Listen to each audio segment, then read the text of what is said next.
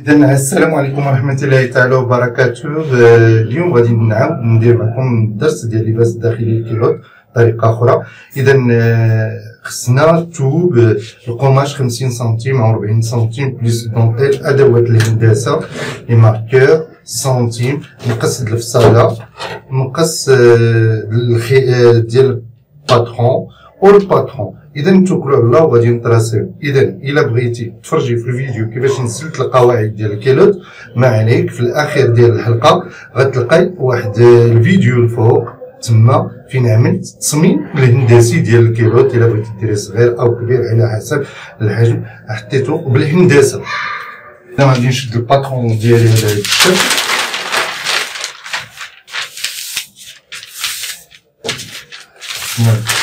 نحطو على 4 على هاد الطريقة هادي. إذا غادي ندير اكس ال، طاي اكس ال. إذا غادي ندخل من هنا لهنا ب 26. إذا منين جبت هاد 26 قلت لكم راه في آخر الحلقة غادي تلقاو الفيديو منين عملت الطريقة ديالي. بغيت نزيد نراجع اون بغيف. إذا دورة الحزام الخاسر 8 سنتيم على هاد الشكل، هنايا 4 سنتيم،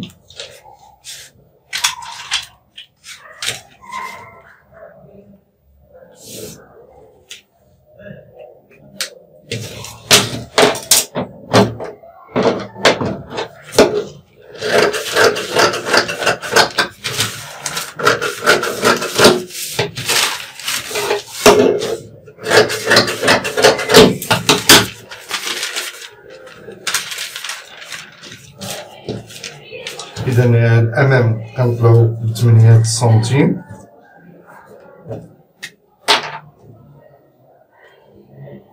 على هاد الشكل 3,5.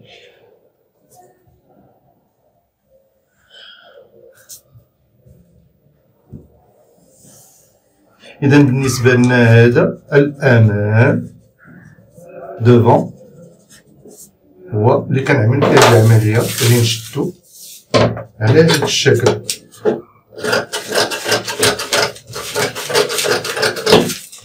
إذا هذا دور الخلف،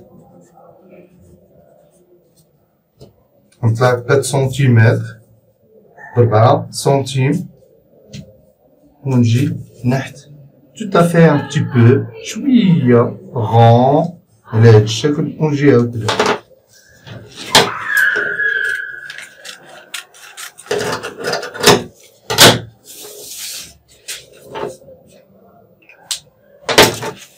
إذا هذا الجهة الأمام دوفون، أمام ديالي هنا الخلف.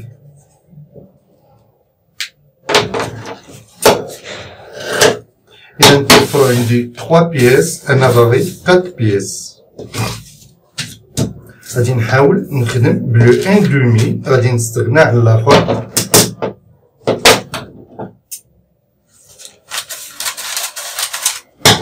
هذا مكيتش باغي. بالنسبة لنا حتى الأمام غادي ناخد الأمام ديالي مكيتش باغي. إذا غادي ناخد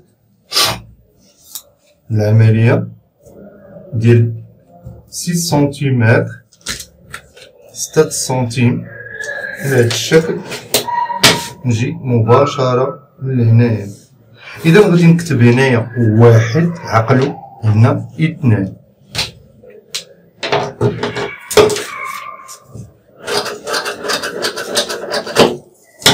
إذا بالنسبة ليا هذا الجانب الكيلوط، هذا الجانب ديال الكيلوط. إذا شحال عملت هنايا 6، غادي ناخد 6 سنتيمتر من هنايا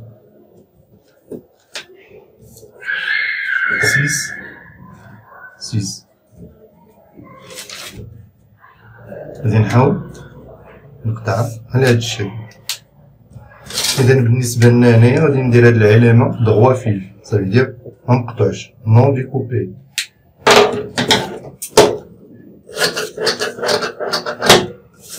غادي نجي نلاقي هادي مع هادي. اذا باش يكون عندي المايو ديالي على هاد الشكل هذا، هذا الامام وهذا الخلف. اذا هذا الامام وهذا الخلف غادي نلاقيهم هنايا.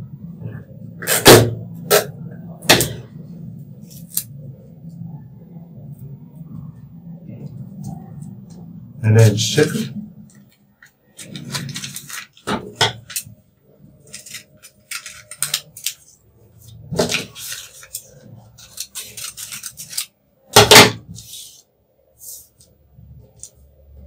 إذا بالنسبة لنا لا فورش ديال التحت غادي نقطعها على جوج،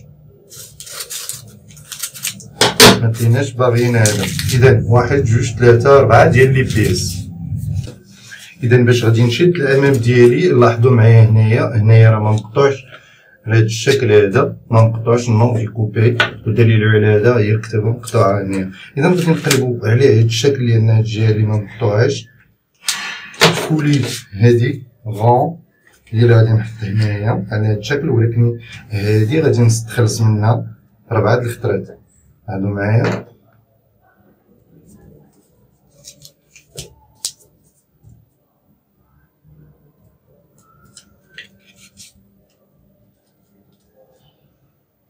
إذا بحكم أنني غادي نقطع 4 الخطرات من هادي، غادي نقطع هادي هي الأولى.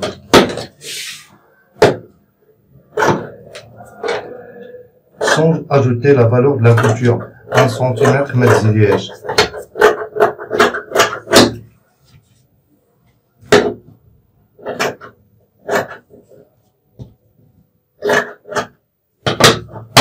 إذا الأمام تهنيت منو، بقى ليا هذا سنيطوي الثوب ديالي على 4 القماش. إذا هاد الجهة لي هربانة هي اللي غادي نديرها فاس معايا، ماشي هو هذا.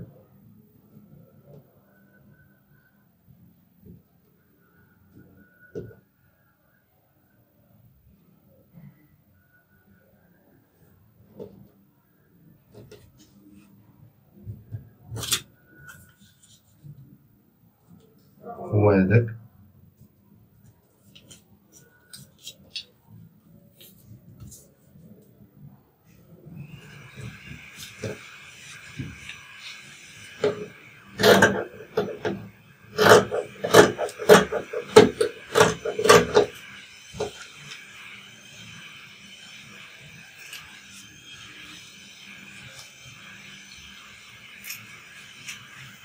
إذا هذا الأمام غادي نعلمو على هاد الشكل. إذا هذا الأمام ديالي أنا علمتو بهاد الطريقة هادي. إذا هنايا راهم 2 بياس،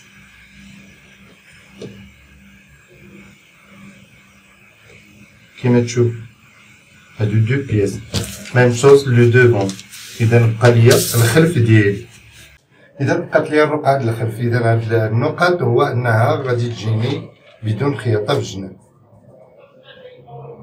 إذا وضعت القماش ديالي على اثنان.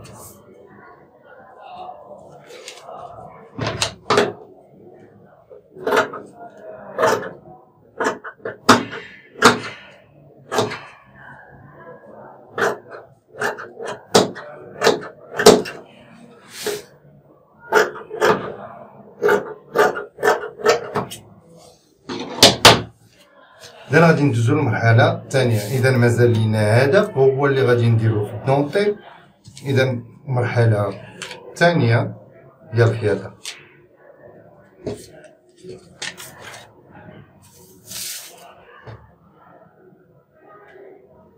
إذا هذا الأمام ديالي بتي فولي هذا، غادي نشد الدونطيل ديالي على هاد الطريقة هادي.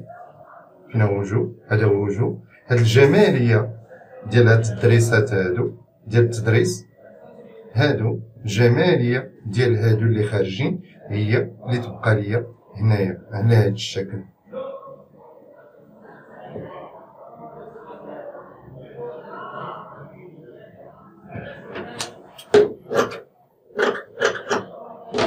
اذا نفس الشيء اللي هنايا غادي نحط هادو على هاد الشكل.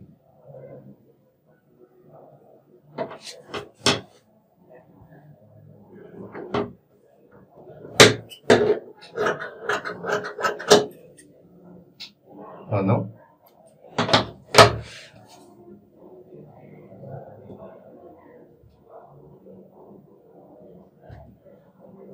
اذا عندك ماشين الزيكزاك هي اللي غادي نخدم بها، ماكينه الزيكزاك السرفاله ماشي سورجي زيكزاك. اذا غادي ندوز لي بارتي ديالي الاولى والثانيه على هذا الشكل.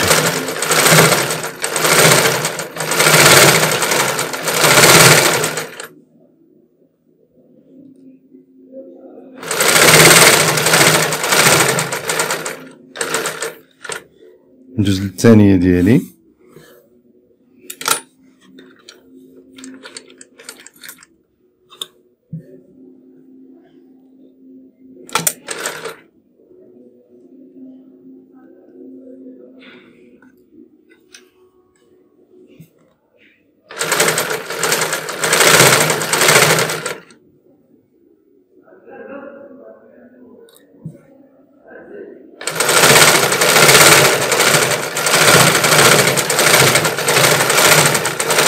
اذا غادي ندوزو للمرحله الثانيه بعد ما خيطو على هذا الشكل هذا كما تشوفوا هكذا بلاتي اطون.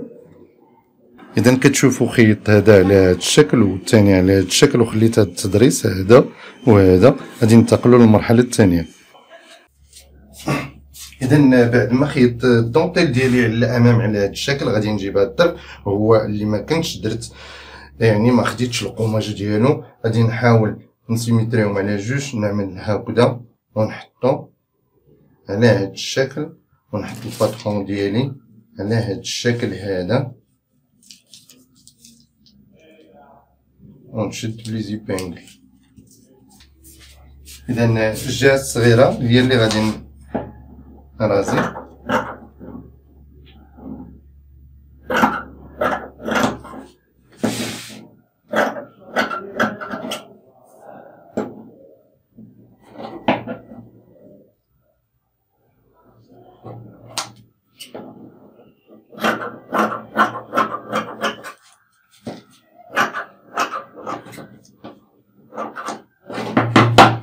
اذا هذا الامام ديالي وهذا الخلف نتاعي.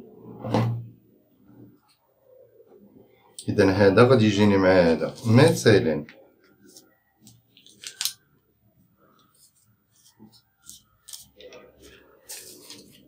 هذا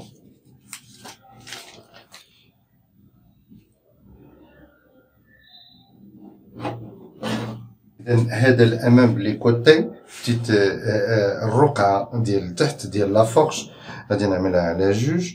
هذا الخلف غادي نمشيو نخيطو غادي نلاقيو هادو هكذا لي دو سو فورم دو ساندويتش عاد نلاقي هذا. اذا نمشيو نخيطو. اذا الرقعه ديالنا الاولى هي هادي نحط عليها لافورش ديال الدونتيل ونجيب الثانيه ديالي ونخيطهم هكذا سو فورم دو ساندويتش على شكل ساندويتش وندوز الخياطه ديالي من هنا.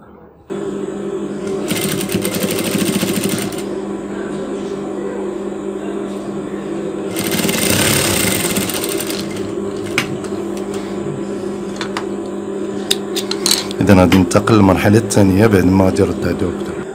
اذا هذا هو الامام ديالي على هذا الشكل كما تشوفوا هادو خيطهم على هذا الشكل. اذا اشنو غادي نعمل؟ غادي نشد الخلف ديالي اللي هو هذا. اذا غادي نشد الخلف ديالي على هذا الشكل ونخيط هذا على هاد الشكل هذا. نتوما لاحظوا معايا غادي نخيطو على هاد الشكل.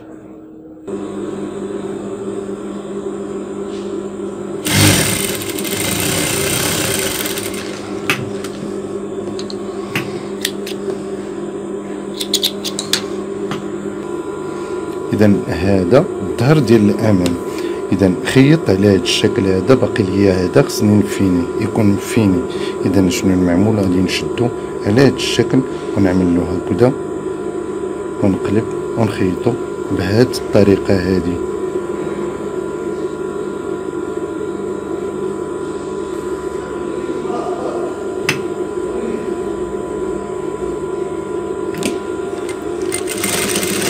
اذا عملتها في الدرس الاول ديال الكيلوت. اذا نخيطها من الجهه اللي كانت تبان ليا الخياطه ديالي واضحه ليا بالنسبه ليا. نشوف شنو عطانا. اذا غادي يعطينا هاد الشكل هذا باش تيجينا اونفيني من هنا اونفيني من هنايا اونفيني من هنايا ومن هنايا. اذا غادي ننتقلوا للمرحله الثانيه الثالثه.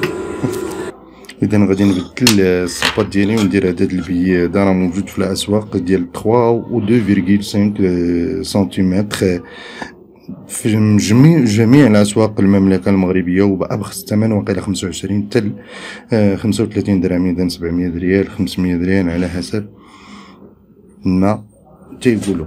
اذا هذا عندي قديم. اذا بالنسبه ليا هذا بالصباط ديالو بهذا كيتباعوا في كارطونه 25 درهم و 75 درهم على ما اعتقد. اذا ما كانش عليا نقول الثمن، ولكن غادي نقولوا لان ما عنديش يعني المتتبعين كثار وداكشي، يعني ما غاديش يوصل لصحاب الموليه. اذا 25 75 درهم هذا كيطوي البيي ورائع جدا. موجود في المملكه المغربيه مجموعه ديال الماتيريال بحال هادو تسولوا عليهم د البيي وداكشي. اي حاجه شتيها با انترنت راه موجوده في المملكه المغربيه والعلم لله. اذا غادي ننتقل باش غادي نبدل هادي ونبدل الصباط ونبدل السنان باش ندير البيي ديالي. اذا واحد الحاجه اللي نقول لك ملي تركبيه وداكشي ما غاديش يبغي يخيط ليه كل شي حاجه غادي تقولي واو هادشي راه ما زوين شويه هادي، لا راه غادي تهبطي سنان وتريكليهم وغادي يخيط لك مزيان مزيان مزيان مزيان. اذا الا كنتي دايره البي سانتيتيك ما تستعمليش الابره مردومه. اذا الا بغيتو نهضر لكم على هذا كموضوع نهضر لكم عليه مرحبا والف مرحبا. اذا المواضيع اللي كتبوا البنات والاخوات ليا في اليوتيوب راه مازال غادي نديرهم، ومن ضمنهم اللباس الشرعي. غادي نحاول ما امكن نوصلوا اكبر عدد من الجمهور، يعني نقال غادي نحاول ما امكن ولنا التوفيق. اذا هذا هو الكيلوت ديالي، هذا فين غتدخل رجلي على هذا الشكل هذا، ومن هنايا قطعت اشرطه من هذا القماش هذا على هذا الشكل فيهم 2.5 على حسب البي بريسور ديالنا اللي غادي يعدل لنا هاد المسائل. وغادي نجي كنخيط على هذا الشكل وعلى هذا الشكل حتى لهنايا، وغادي نوقف. غادي ندير فيها اونصومبلاج مع هاد البلاصه د الحزام، ما غاديش نقيسها نفس الشيء لهنايا البلاصه د الحزام ما غاديش نقيسها.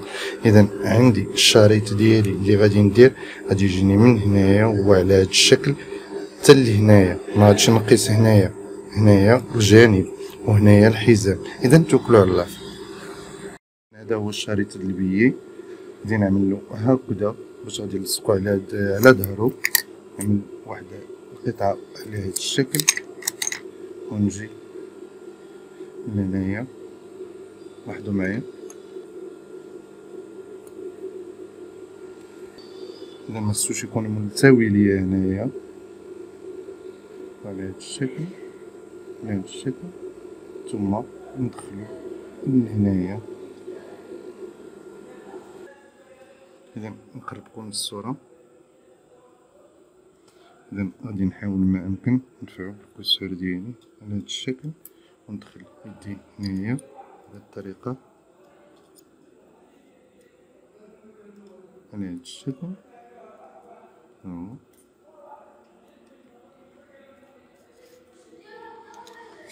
اذا غادي نهز الصباط ديالي على هذا الشكل،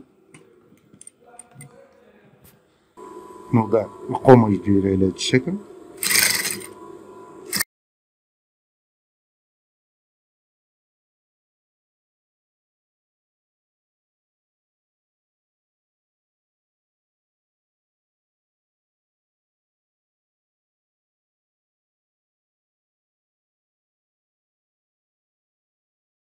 على هذا الشكل. اذا غادي نرجع ونعمل الثاني ديالي من جهه الدونتيل هو الاول. اذا بعد ما انتهيت البي ديالي على هاد الشكل، ها هو راه مجبد مطاطي باش يتجمع ليا، تيتجمع بوحدو. اذا غادي نجي نديرو هنايا. اذا بديت المره الاولى على الجهه اليسرى، دابا غادي نبدا على الجهه اليمنى.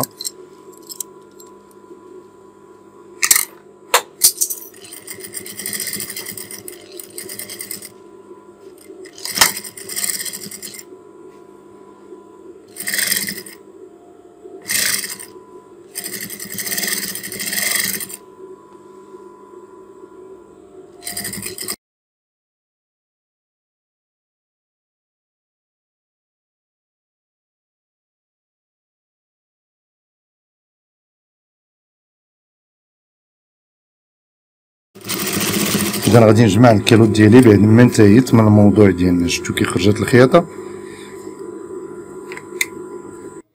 اذا بعد ما درت البي ديالي غادي نقلب على هاد الشكل هذا، نخلف على الامام وغادي نخيط من هنا لهنايا، ونجيب عاوتاني هذا ونخيطو من هنا لهنايا. اذا نجمعو. اذا لاحظوا معايا غادي نجمعو من جهه البي على هاد الشكل، ماشي من جهه الحزام. اذا كنجمع جانب الرجل لي عونش. اذا غادي نشد على هاد الشكل الجهه الثانيه نفس الشيء، نبدا من هنايا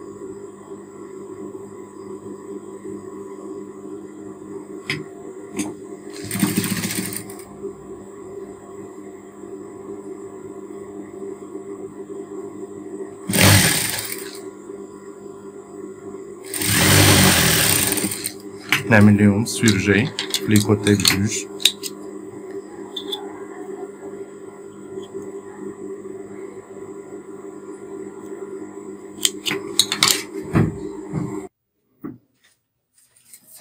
اذا هذا هو الكيلوط ديالي كما كتشوفوا على هذا الشكل وعلى هذا الشكل هذا الخلف ديالو.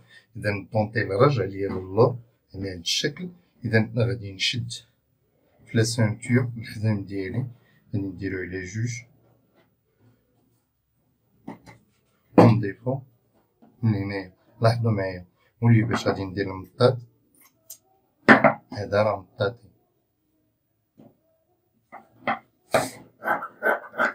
إذا غادي نقص العدد المطلوب ليا بالنسبة ليا، يجيني على هاد الشكل هذا.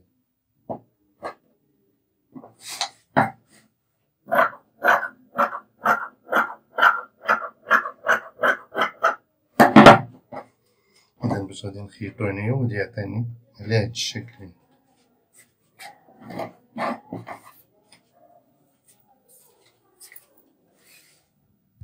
إذا هذا هو الحزام ديالي.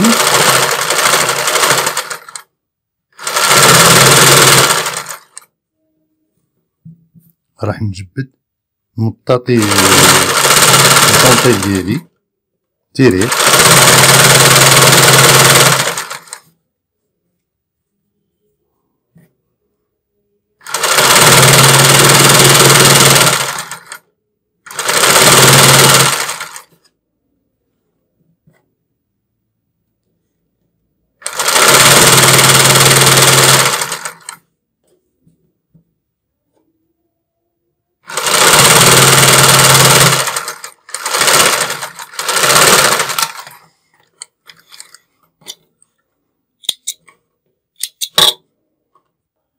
اذا خليت سنتيم ديالي ما خيطوش هنايا وهنايا، غادي نقادهم على هذا الشكل ونقطع من هنا مائل. ردها ما تخيطش، تخيط عادي ما ديرش الزيكزاك، ونخيط على هذا الشكل هذا.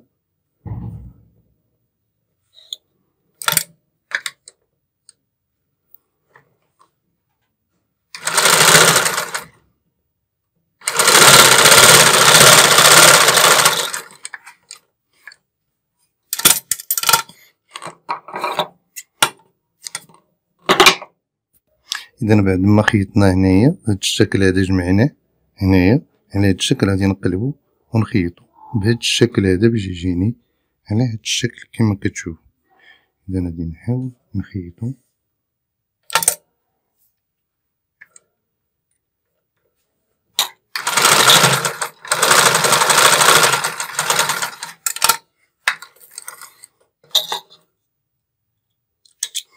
إذا الكيلوت الثاني هذا في السلسلة ديالهم.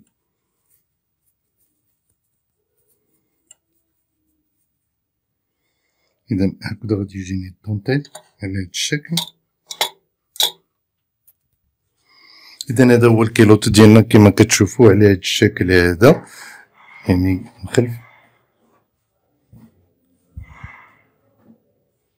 على هاد الشكل، يعني رجعي لي هادو الجانب ديالي والامام على هاد الشكل هذا. اذا هذا هاد الحزام راه مطاطي كما تشوفوا. اذا نتمنى يعجبكم الموضوع، والى اللقاء في حلقه ثانيه ان شاء الله. الدرس ديال القاعده، عفوا الدرس ديال القاعده الاولى غادي تشوفوها في اعلى الفيديو باش تشوفوا الهندسه ديالو. اذا ما تنساوش تشوفوا هذا الفيديو اللي على اليمين هو القاعده ديال باش استخلصت هذا المايو على الفيديو اللي كتشوفوا الصوره ديالها، باش ديري القاعده صغيره كبيره كيما عملت الباتروناج او الهندسه ديالو. اذا الى اللقاء في الحلقه القادمه ان شاء الله، وشكرا لكم جزيلا على اللايك وعلى التعليق الجميله.